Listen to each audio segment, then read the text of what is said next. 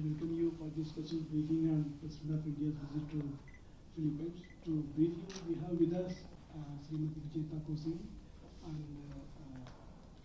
our Ambassador to Philippines, His Excellency Mr. Jaideep Majumdar. And also we have Sri Ajay Kumar Singh, Press Secretary to the President, and also Mr. Manish, Joint Secretary from the Ministry of External Affairs. After the briefing, we will have the question session. Madam, the floor is yours now. Rashtrapati ji started his program after his arrival in Manila yesterday. He began his day by paying homage to at the park, Rizal Park. Jose Rizal is the leader, the hero for the Philippines. So Rashtrapati ji went there and paid homage there. Thereafter, he received the key to the city of Manila from the mayor of Manila, and he proceeded to the Maracanã Palace, where he was given a ceremonial welcome, and then the talks began between President Duterte and our president. The talks were in two sessions. One was tete-a-tete, which was a smaller session, restricted meeting, and that was followed by a full delegation level talks. The talks that took place, it began with President Duterte fondly remembering his visit to India and warmly welcoming our President Rashtrapati ji to Manila. It was a visit, he recalled that a visit from the President of India taking place after 13 years. The last visit here was in 2006 by President APJ Kalam. President on his part recalled very warmly as well the visit of President Duterte to India when he had had an opportunity to interact with him when on the occasion of when we were celebrating 25 years of India-ASEAN partnership, and also on the Republic Day of India in 2018. The talks which took place, they were two sides recognized the importance that each country has for the other country. On Philippines said that India is an important player in the region, and they welcome India's growing role and presence in the region. On our part, we recognized Philippines as a key country in the ASEAN and a country who would occupies a significant place in our Act East and our Indo-Pacific approach. The talks confirmed that we would be looking at building our relationship further in all fields, whether it is political, economic, defense, security, people to people, as well as in other capacity building in other areas. This visit is a milestone in the sense that it marks and affirms the high-level interchange between the leaderships of the two countries. They have met regularly, and this was remarked upon, that they had met in 2017, Prime Minister Modi was here, and then 2018 there was President Duterte visiting India, and 2019 Rashtrapati ji is here in Manila. Rashtrapati ji, of course, extended a very warm invitation to President Duterte to visit. The reason these high-level visits are there is that there is a recognition that our bilateral relations are getting a momentum, and that leadership direction is very important to the relationship. It was also recognized that we need to continue with our regular meeting of the various bilateral meetings that we have, and in particular, it was emphasized that we should look at the early convening of the Joint Commission meeting, which is headed by the foreign ministers on the two sides. As far as the economics is concerned, there is the fact that India and Philippines are two fast-growing economies in the region, and there is great potential for cooperation in the two countries, not only because of this aspiration that the two countries have, but also in terms of the complementarities that exist between our two countries. In terms of aspirations, Philippines has their Build, Build, Build program, and India has its Make in India program. So hence, both of us are looking at building infrastructures, and there could be complementarities that exist. In fact, it is already existing, because you do have Indian companies here. Some of them are in the airport sector. Similarly, you have the Philippines companies in India, and they are in some of them in the LNG sector. So you see this great complementarity and interest by companies on both sides to do business with each other. Therefore, Rashtrapati ji would be, of course, attending a business, would be speaking at, as the keynote speaker at the India-ASEAN and the India-Philippines business meet today later in the afternoon. But the fact is that you have a strong business delegation here, and that both the leaders recognized that our private sectors have dynamism, and the private sectors should now work together and tap in on all the potentials that exist between the two countries. Rashtrapati ji emphasized the fact that as a part of the healthcare systems and to make the healthcare systems affordable, India is an example, both in terms of its medicines. Our pharmaceutical sector can make available drugs at very affordable prices and quality drugs. So we mentioned the importance of access to market on pharmaceutical sector. Similarly, it was highlighted that, in fact, in a very practical way, that India is a very affordable place for healthcare and medical treatment is the liver transplant cases. Rashtrapati ji today morning had an opportunity to interact with children as well as the parents of those who had gone to India and received treatment in hospitals in India for liver transplant. It was so it just highlights the possibilities of the two countries working together in the healthcare sector. And then the discussions took place on capacity building, and we would be looking at how we can work and get some training going on between some of our doctors and our medical institutions in the health sector. There was also discussions on capacity building in other sectors, and those were broadly in terms of ITech scholarships. That was also touched upon in the discussions. The other issue discussed was defense cooperation, and defense cooperation, it was mentioned that the two countries have signed an agreement, an MOU, on defense cooperation and logistics, and that formed the basis of greater engagement between the two countries. President Duterte mentioned that Philippines itself was working towards defense modernization and building more, looking at defense procurements. And in that context, it was highlighted that India does have and offers many possibilities of working with in the defense sector, both in terms of procurement as well as in terms of other cooperation in the defense sector. So that was a sector which was highlighted where we could further strengthen cooperation between the two countries. There was discussions on maritime security, because that is now a very important aspect of, let's say, global, if we look at global trade, or if we look at working in areas in terms of long-term sustainability of relationships. We have signed a MOU on white shipping information, so that would help in terms of greater maritime security. And the two countries emphasized that we need to work towards looking at peace and stability in the region.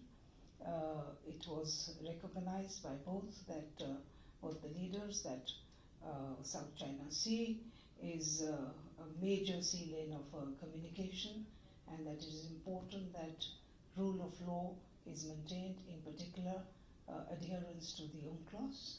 In this context, President Duterte specifically referred to India's commitment to the rule of law when it had accepted the arbitral award in its maritime dispute with Bangladesh. So this issue of adherence to rule of law was emphasized. Then there was also discussion between the two sides on terrorism, because both the countries have seen terrorism and have been victims of terrorism, and there was agreement that we need to continue to talk to each other, exchange experiences. President Duterte in particular recalled that when the Marawi incident took place, India was very forthcoming in its support to the rebuilding activity which took place in the Philippines.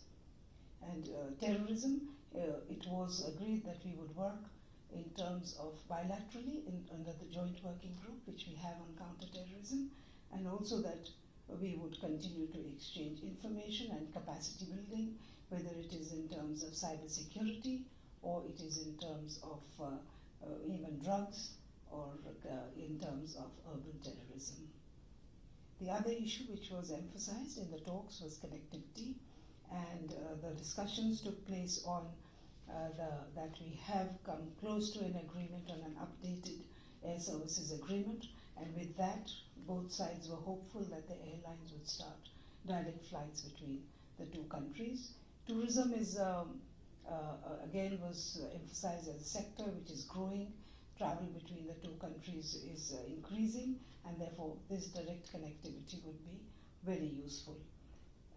In terms of people-to-people contact, President Duterte was highly appreciative of the Indian community's contribution to the Philippines. He also mentioned that the Philippines community in India, about 1,500 are there, and both these as well as people-to-people contacts are in fact the very pillar on which relationships are built. My Rashtrapati ji referred to also the fact that with the people-to-people contact, we would be actually building a relationship very sustainable in the future. It was mentioned that about 1,500 medical students, Indian medical students, are studying in the Philippines, and that they too are here, and Philippines mentioned about their contribution as well. In fact, when the discussions took place, there was reference to the past linkages, and that our relationship is not new. It is much before the colonial times, and recognizing this fact and that there is a shared past, it was decided that the two countries would work together in a way that we are able to exchange views and understand better about our past connections. There would be experts who will be talking in this field, because if you look at the language, there are many commonalities of language. There are other commonalities. Rashtrapati ji gifted a Tara statue to President Duterte. Now, Tara statue, the significance is, of course, a Buddhist goddess of compassion, but earlier, Philippines had found a statue of Goddess Tara in one of their provinces, so it just shows that there was this old linkage between India and the Philippines. Then there was discussion even on, as we looked at the past, there was also discussion about the future, and in that connection, it was recognized that the Philippines was setting up a new space agency. It was just coming up, and India offered to work together with the Philippines in the space cooperation as well. ASEAN came up for discussion, and again there was India emphasized, Rashtrapati ji emphasized that ASEAN occupies a very central position in India's Indo-Pacific policy. We look at a unified and a very strong ASEAN group for our Act East policy. Rashtrapati ji indicated that we have now announced 1,000 PhD scholarship for ASEAN scholars in our premier education institute, the Indian Institutes of Technology, and we welcomed Philippine students to join in this scholarship program. Philippines, on its part, President Duterte appreciated India's contribution to the ASEAN, and he referred to the fact that India has been a very strong contributor to the ASEAN community development. Both sides also referred to the fact that we need to work in the international organizations, and particularly it was mentioned in terms of the two initiatives that India has launched, the International Solar Alliance, and the Coalition for Disaster Resistance Infrastructure. President Rashtrapati Ji invited Philippines to join both these initiatives. In fact, President Rashtrapati Ji conveyed his remarked on the recent earthquake which took place in Philippines and offered his condolences.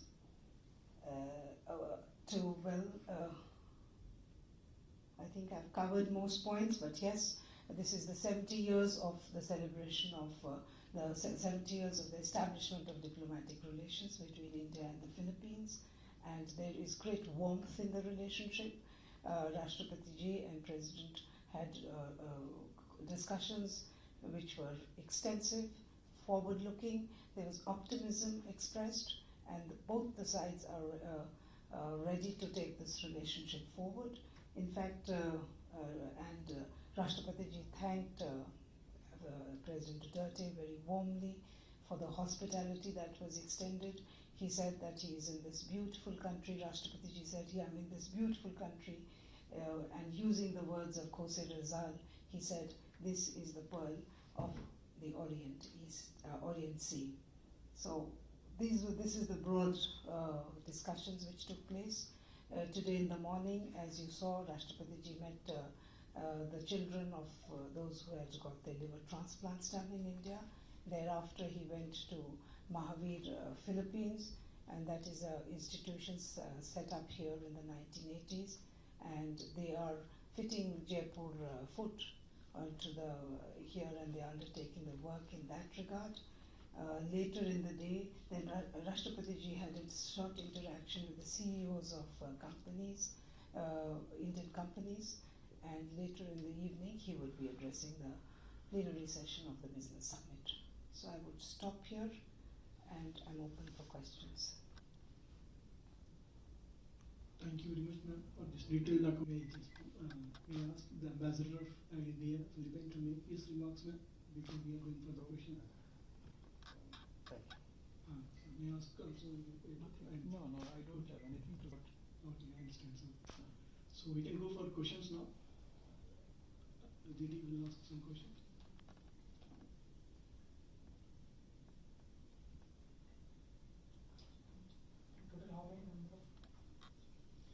Four agreements/MOUs were concluded.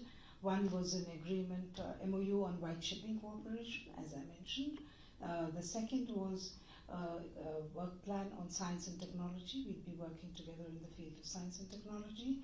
The third was a cultural exchange program, and that is significant because we would be beginning the celebrations of 70 years of the establishment of diplomatic relations.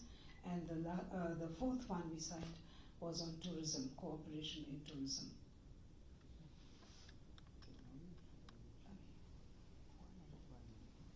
If there is no questions, we can conclude this. Thank you, ma'am. Thank you very much. Thank you all.